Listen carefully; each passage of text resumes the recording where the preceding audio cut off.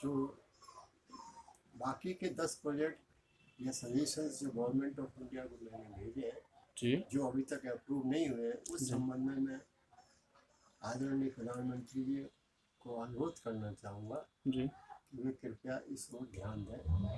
सबसे महत्वपूर्ण है गंगा नदी के पानी को शुद्ध करना। जी शुद्ध करना और पवित्र रखने में अंतर है। जी बिल्कुल। हम सीवेज ट्रीटमेंट प्लांट से पानी को शुद्ध तो कर सकते हैं, लेकिन जो मल मूत्र होता है उसको, उससे पवित्रता नहीं बनी रह सकती। जी बिल्कुल। इसलिए, और सीवेज ट्रीटमेंट प्लांट में अरबों रुपया खर्च होता है, उसकी मेंटेनेंस में अरबों रुपया खर्च होता है, और मेंटेनेंस के बाद जबकि मैंने जो प्रोजेक्ट बनाया है उसमें केवल एक बार खर्चा आएगा कि 2500 किलोमीटर की हम एक दीवार बनाएंगे, तो दीवार की एक तरफ जो है जी गंगा का पवित्र पानी बहेगा, ओके। और गंगा के दूसरी तरफ जो सैकड़ों गंदे नाले हैं जी वो बहेंगे। इसमें सीवेज ट्रीटमेंट प्लांट की कोई आवश्यकता नहीं पड़ेगी।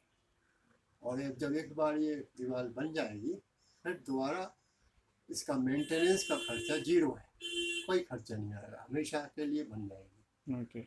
और जहाँ जहाँ शहर आएंगे गंगा नदी के बीच में, तो उसमें लोग जो कूड़ा डालते हैं, जी तो उस पर भी एक जो दीवार है, दीवार से करते हुए इस प्रकार से डिजाइन किया है कि जिससे टीन और प्लास्टिक के जो शेड। कवर्स हैं, शेड्स हैं, जी जिससे कि लोग उसमें कूड़ा ना फेंक सके। अगर कूड़ा उनको फेंकना है तो दीवार के उस पार फेंकें जहाँ पर गंदा नाला बह रहा है। जी तो ये हर जहाँ जहाँ जिस जिस शहरों से गुजरेगी उस शहरों में ये व्यवस्था रहेगी, जिससे कि थ्रू आउट जो है गंगा पवित्र है। और फिर उसी में आगे हमने, और अभी लिखा नहीं है लेकिन मैं बता रहा हूँ कि गंगा के पानी को केवल पीने योग्य पानी को मध्य प्रदेश, राजस्थान, बड़े बड़े प्रदेशों में इसको भेजा जाए। ओके।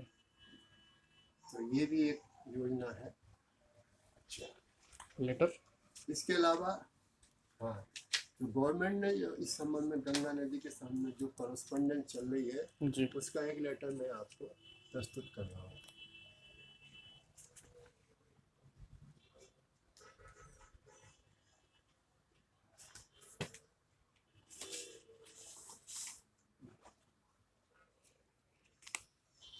अच्छा।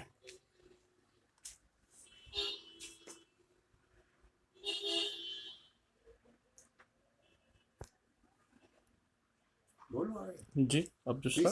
तीसरा तीसरा जो प्रोजेक्ट है या सजेशन है वो ये है कि बाढ़ जब आती है जी तो बाढ़ की रोकथाम कैसे की जाए, उस संबंध में भी सुझाव भेजे हैं, जिसमें बाढ़ के पानी को शुद्ध करते हुए जी जमीन के अंदर भेजने का प्रावधान किया गया है।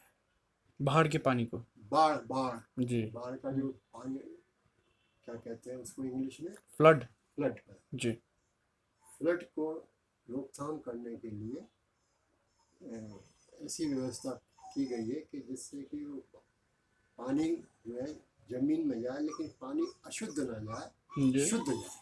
शुद्ध जाए। उस शुद्धता के हिसाब से उसका व्यवस्था की गई है। जी और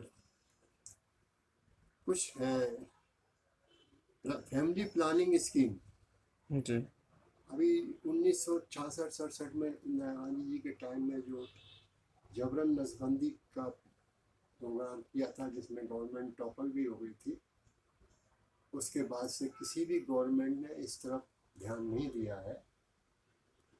तो मैंने जो सुझाव भेजा हूँ या भेजा है, उसमें ये है कि जो न्यूली वेडेड कपल है जी वो खुशी खुशी फैमिली प्लानिंग को अडॉप्ट करेगा, क्योंकि जब उसे पता चलेगा कि इतने समय के बाद जो बच्चे का जन्म हुआ वो बच्चा जो है बुद्धिमान होगा, सबसे ज़्यादा बुद्धिमान होगा, और ब्रेन उसका काफ़ी तेज चलेगा। ओके। इससे प्रभावित होकर सभी यंग कपल्स जो है खुशी खुशी फैमिली प्लानिंग को अडॉप्ट करेंगे। जी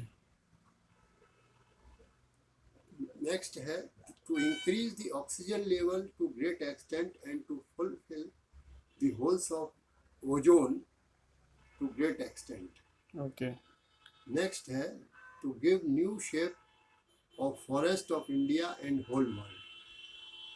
फॉरेस्ट में इस समय क्या है कि जो जमीन बीज गिरता है पेड़ का उसी का पौधा बनता जाता है।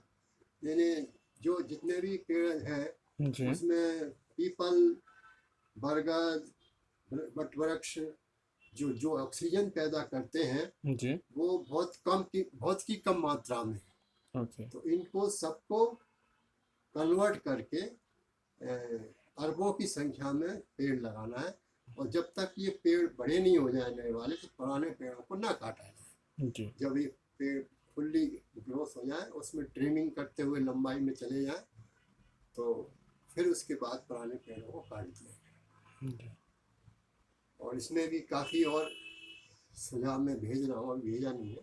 जी तो फिर इसके बाद to control corruption at all level. जी next to reduce excess staff from class 4 to class 1 and above. In order to in order to full development of India from all angles, all political parties should be united and should work in the direction of full development of India for next 5 years. जी Next है to increase the income tax from 30% to 50% and above. Next है to reduce the delay in giving the justice from High Court and Supreme Court. And we want to increase the buildings of High Courts and Supreme Courts, जी जिससे न्याय देने में सुविधा हो। न्याय में अगर देरी हो जाती है 3-3, 4-4 साल, 5-5 साल, कभी कभी 10-10 साल लग जाते हैं, जी तो वो अन्याय की कैटेगरी में ही आ जाता है। जी बिल्कुल देर से न्याय मिलना अन्याय की कैटेगरी में ही माना जाना चाहिए। जी इसलिए इनकी संख्या बढ़ाना चाहिए, वकीलों की, जजेस की, सबकी संख्या बढ़ानी। क्वांटिटी जी तो जिससे समय पे न्याय, जब प्राइम मिनिस्टर इंदिरा गांधी और राजीव गांधी के प्रकरण में कई साल लग गए थे, जी जबकि स्पष्ट लोगों ने देखा हुआ था कि ये उसमें भी जो प्रक्रिया है इस प्रक्रिया को कानून का तरीका बदलना पड़ेगा जिससे न्याय जल्दी मिल सके। जल्दी मिल सके जी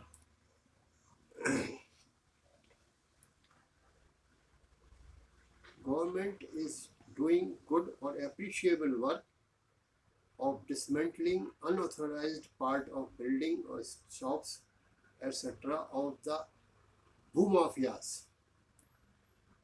It is my personal opinion to respected Shri Modi ji and Shri Yogi ji to employ special security arrangement because these bhumafias may be planning to attack.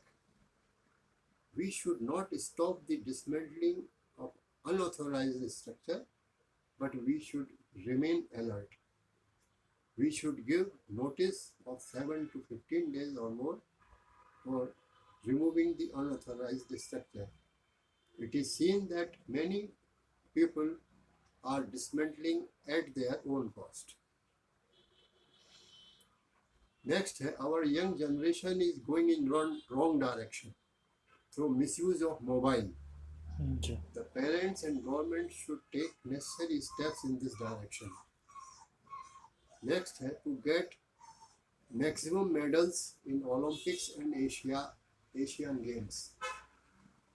We are actually dependent on only 1 or 2 games, hockey, this cricket, ji yeah. But we should take all games. More than 100 games are there. Ji So we should send our persons to China, America, Russia, ji and to learn how to learn their technique, how they are getting the maximum medals. Ji ji So we should Give- practice. yeah. We should. This is, practice makes the man perfect. Ji So बिल्कुल practice should be increased to great extent. okay so give importance to all the sports All the sports, All not the only sports. to not only to cricket or hockey hockey and badminton and ji running only.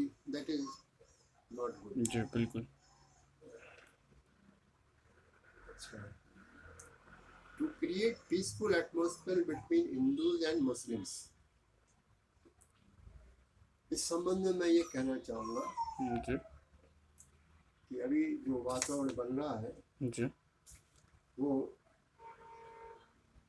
मुस्लिम और हिंदुओं के बीच में एक खाई पैदा कर रहा है। आगे चल के इसके खतरनाक परिणाम हो सकते हैं। तो मेरा गवर्नमेंट से और सभी पॉलिटिकल पार्टी से अनुरोध है कि इस विषय पर थोड़ा गहराई से चिंतन करें और इसकी रोकथाम करें। जी मैं इस संबंध में एक पुरानी फ्रेज यानी जो कहावत है उसको दोहराना चाहूँगा जी कि एक आदमी मस्जिद में बैठ के शराब पी रहा था। शराबी आदमी मस्जिद में बैठ के शराब पी रहा था। जी तो वहाँ के मौलवी ने उससे कहा कि तुम मत, ये मस्जिद जो है खुदा का घर है, यहाँ बैठ के तुम शराब ना पियो।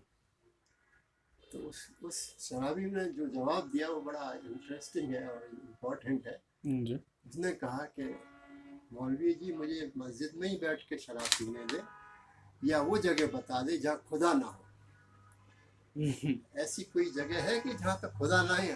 जी क्या मंदिर में खुदा नहीं है? क्या केवल मस्जिद में ही खुदा है? क्या हमारे दिलों में खुदा नहीं है? इसी प्रकार हिंदूज को भी सोचना चाहिए कि क्या मस्जिद में राम नहीं है, हनुमान नहीं है? जी तो इस प्रकार का वातावरण बनना चाहिए जिससे कि एकता का माहौल बना। बिल्कुल बिल्कुल बहुत खूबसूरत और भी बहुत सी अभी इसका डिटेल मतलब ये सब चीज़ें मैं शॉर्ट में बता रहा हूँ, डिटेल्स तो मैं भेज रहा हूँ अभी। जी